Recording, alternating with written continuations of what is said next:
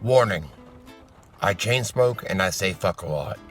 But I accept myself for the way I am. I accept you too. Viewer discretion advised. A couple nights ago, independent investigative journalist Whitney Webb was on the Last American Vagabonds channel on YouTube. And she had just talked to Maria Farmer, one of Epstein's victims. Actually, the first victim to report him to the FBI in the 90s. And she had a lot more to say. Apparently, things that MSM would not report on. First off, there's so many victims of Epstein and so many that have yet to come forward or haven't come forward. She thinks a lot of them may not have survived Epstein. There are only 30 women that have come forward. 30. Whitney, I saw between, I'm not kidding, I'm very disturbed by this part. I saw at least 5 girls come in that house a day. I mean, on a really slow day, there would be 3 little girls. I know it was really high, the actual amount. Oh, Whitney, it's in the thousands. Where are they? Where are they? Are they dead? I mean, these children have to be dead because here's the thing, like Brad was like, well, what if they become drug addicts? What? You think some of them were killed? I think that they had to be, because here's the thing, Whitney. Brad said he knows of 500 just in Florida. Like, we can't find them. Where are they? These children were between, thousands. I was there a year, and I saw thousands of little girls, it was so exhausting, Whitney. They were in his offices. There were just constantly little girls there. Constantly. A weird thing is, on 60 Minutes Australia, David Bowie said something similar last year. Do we yet know how many young women are the survivors of Epstein? We don't really know. We don't know how many actually survive, dying of drug overdoses and all the other things that happen to vulnerable children who suffer that kind of abuse. It's tragic for the survivors, but it is even more tragic for those who don't survive. And I remember one of the reasons I quit, I said, I am tired of dealing with the number of people coming and going. I'm just tired of, and that sounds horrible now, but I didn't understand what was happening entirely. I just knew it was weird.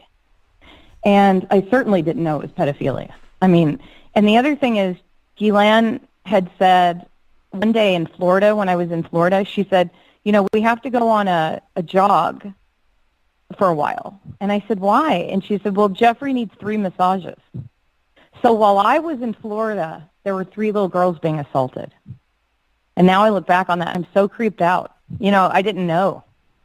But I knew that they abused their maids from the Philippines. That was another reason I quit. Because one day I went to take a nap upstairs in the 66, or in the mansion on 71st. And, I worked the door, like signing people in, and there was no one coming in that day. And so I went and took a nap. And they were the sweetest ladies from the Philippines ever. And they came in, and they were like kind of tucking me in. And one of them whispered, I said, how long have you worked here? And she said, we were stolen.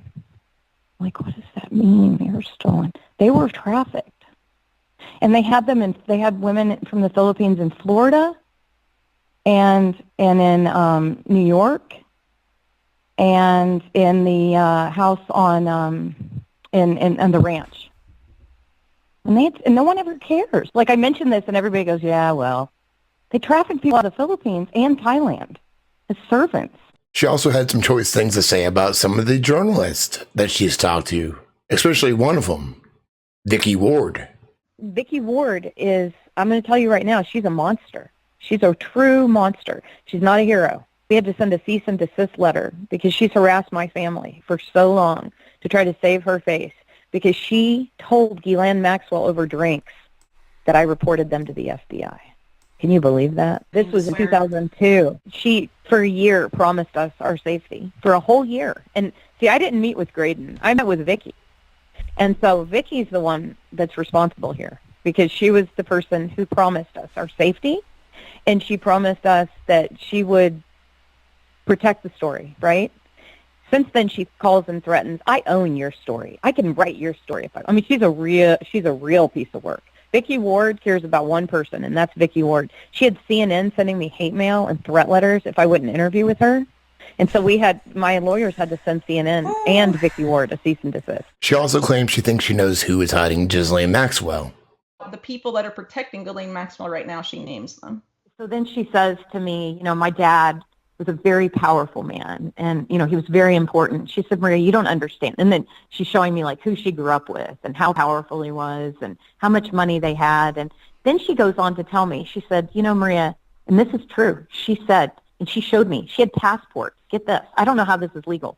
She had a passport, a French passport, an English passport, an Israeli passport, an American passport, and there was one other. I'm trying to think of what the other one was. And I was like, I thought you were only allowed to be a citizen, of 2 countries or something. I didn't know. And she's like, oh, no, because of my dad. I'm a citizen of all these nations.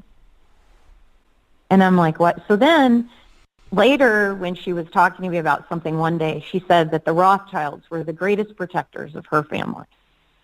And she wasn't talking about Lynn Forrester, by the way. A lot of people have speculated, because of how important Robert Maxwell was and how, enmeshed he was with the Israeli intelligence, that, Ghislaine's probably in Israel. She says no, that she's in the UK and the Rothschilds are hiding her in England. And that's why she's untouchable. And that's why the story's dead. She says it's them. The real story is going to start coming out, because now that this ruling is gone and these people are off free, these victims, just like Maria, realize that the mainstream media was never going to tell their story, and they're going to start talking to people like me, and I'm not the only one. This guy right here. This is going to come out, and it has to come out. Fucking stoned. I got motherfucking spaceship. Oh, fuck.